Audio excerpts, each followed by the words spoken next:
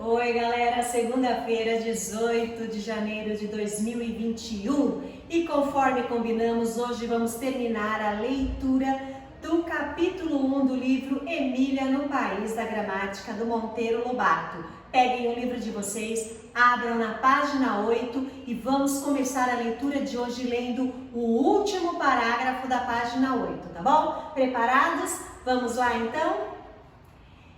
É que já entramos em terras do país da gramática, explicou o rinoceronte. Estes zumbidos são os sons orais que voam soltos pelo espaço. Não comece a falar difícil que nós ficamos na mesma, observou Emília. Sons orais? Que pedantismo é esse? Som oral quer dizer som produzido pela boca. A, E, I, O, U são os sons orais, como os dizem os senhores gramáticos.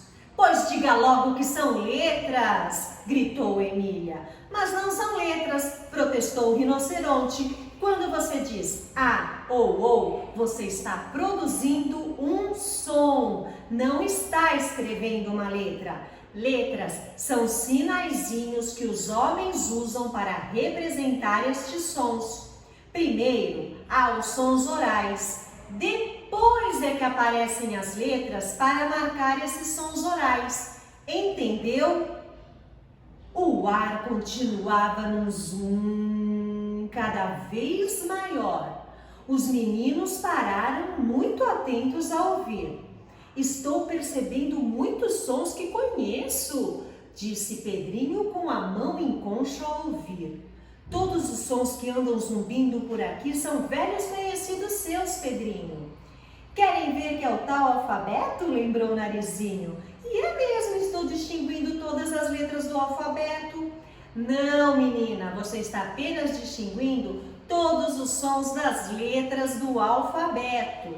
Corrigiu o rinoceronte com uma pachorra igual a de Dona Benta. Se você escrever cada um desses sons, então sim, então surgem as letras do alfabeto.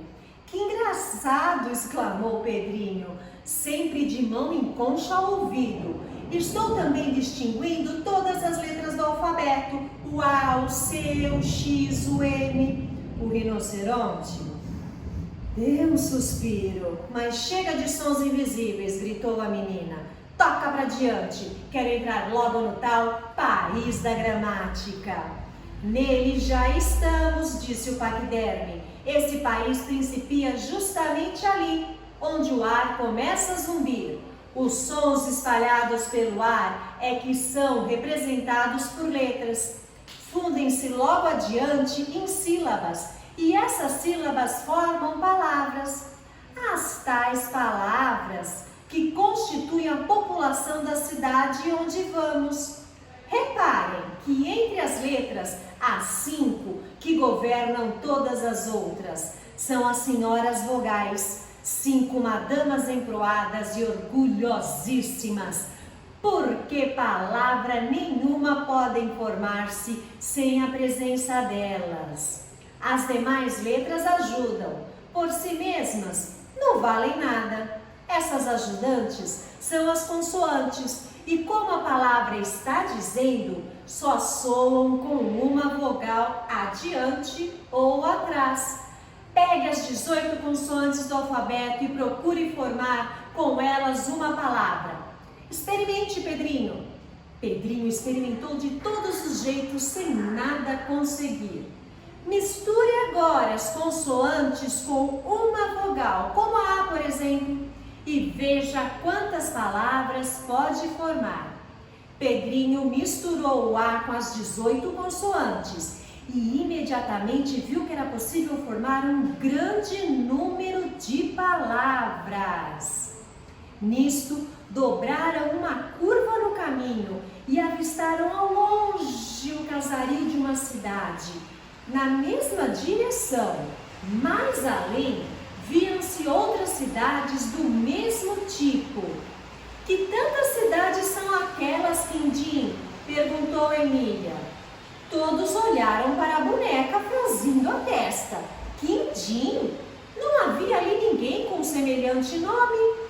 Quindim, explicou Emília. É o nome que eu resolvi botar no rinoceronte. Mas que relação há entre um nome quindim tão mimoso e um paquiderme cascudo destes? Perguntou o menino, ainda surpreso. A mesma que há entre a sua pessoa, Pedrinho, e a palavra Pedro. Isto é, nenhuma. Nome é nome, não precisa ter relação com o nomado. Eu sou Emília, como poderia ser Teodora, Inácia, Hilda ou Cunecundes. Quintim, como sempre foi a botadeira de nomes lá do sítio, resolvo batizar o rinoceronte assim. E pronto, vamos, Quindim, explique-nos que cidades são aquelas. O rinoceronte olhou e disse: são as cidades do país da gramática. A que está mais perto chama-se Portugália. É onde moram as palavras da língua portuguesa. Aquela bem adiante é Anglópolis, a cidade das palavras inglesas. Que grande que é! Exclamou o Narizinho. Anglópolis é a maior de todas, disse Quindim. Moram lá mais de 500.000 palavras. E Portugália, que população de palavras tem? Menos da metade. Aí umas 200 e tantas mil, contando tudo. E aquela à esquerda? Galópolis, a cidade das letras francesas. A outra é Castelópolis, a cidade das palavras espanholas. A outra é Italópolis, onde todas as palavras são italianas. E aquela bem lá no fundo, toda escancalhada com jeito de cemitério, são os escombros de uma cidade que já foi muito importante, a cidade das palavras latinas. Mas o mundo foi mudando e as palavras latinas emigraram dessa cidade velha para outras cidades novas que foram surgindo. Hoje, a cidade das palavras latinas está completamente morta, não passa de um montão de velharias. Perto dela ficam as ruínas de outra cidade célebre do tempo antigo, a cidade das velhas palavras gregas. Também não passa agora de um montão de cactos veneráveis. Puseram-se a caminho. À medida que se aproximavam da primeira cidade, viram que os sons já não zumbiam soltos no ar como antes, mas sim ligados entre si. Que mudança foi essa? Perguntou a menina. Os sons estão começando a juntar-se em sílabas. Depois as sílabas descem e vão ocupar um bairro da cidade. E o que quer dizer sílaba? Perguntou a boneca. Quer dizer um grupinho de sons, um grupinho ajeitado, um grupinho de amigos que gostam de andar sempre juntos. O G, o R, o A, por exemplo, gostam de formar a sílaba gra, que entre muitas palavras, graça, gravata, gramatical, exemplificou o Pedrinho.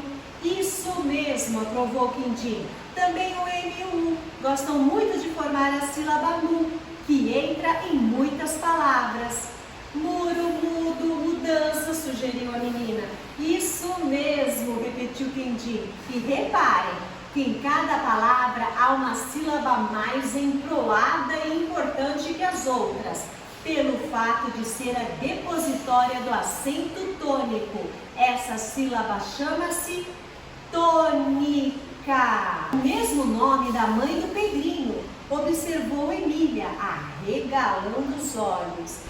Não, boba, a mamãe chama-se Tonica e o rinoceronte está falando em sílaba tônica. É muito diferente. Perfeitamente, confirmou Quindim. No nome da dona Tonica, a sílaba tônica é o ni. E na palavra que eu disse sílaba tônica é o to. E na palavra Pedrinho, qual é a tônica? Dri, responderam todos a um grupo. Isso mesmo, mas os senhores gramáticos são sujeitos a amigos de nomenclaturas rebarbativas, dessas que deixam as crianças velhas antes do tempo. Por isso, dividem as palavras em oxítonas, paroxítonas, proparoxítonas, conforme trazem um acento tônico na última sílaba, na penúltima ou na antepenúltima. Nossa Senhora, que luxo asiático! Exclamou Emília. Basta dizer que o tal acento cai na última, penúltima ou antepenúltima, dava na mesma. E não enchia a cabeça da gente de tantos nomes feios. Proparoxítona, só mesmo dando um gato morto em cima até o rinoceronte miar. E a mais ainda, disse Quindim, as pobres palavras que têm a desgraça de ter o acento na antepenúltima sílaba, quando não são xingadas de proparoxítonas, são xingadas de esdrúxulas. As palavras áspero, espírito, rícino, varíola e etc. são esdrúxulas. Esdrúxulas, repetiu Emília. Eu pensei que esdrúxulo quisesse dizer esquisito. E pensou certo, confirmou o rinoceronte. Como na língua portuguesa as palavras com acento na antepenúltima não são muitas, elas formam uma esquisitice e por isso são chamadas de esdrúxulas. E assim, conversando, o bandinho chegou aos subúrbios das cidades habitadas pelas palavras portuguesas e brasileiras. É isso aí, turminha. Concluímos hoje com sucesso nosso primeiro capítulo do livro Emília no País da Gramática. Agora é só a gente correr para o próximo vídeo, pegar as nossas folhinhas e fazermos as atividades no capricho, tá bom? Um beijão e até a próxima leitura.